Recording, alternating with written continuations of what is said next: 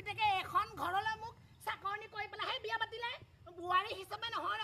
ৰাতিপুৱা এগাল খাব এই কেতেকীয়ে ধু দুপৰীয়া এগাল খাব কেতেকীয়ে ধু এই সৰুজনী ক'ব নোৱাৰে নহয় আপুনি ডাঙৰজনীকে ক'বলৈ পাৰে আৰু কিমান কি আছে লৈ আনক যা মাক গোটেইখিনি ধুই দিম মই তই যদি কাম বন কৰিবই নোৱাৰ সেই বাপেৰ ঘৰতে থাকিব লাগিছিলে পুৰি হৈ কেলে আহিছিলি মোৰ ল'ৰালে পিতে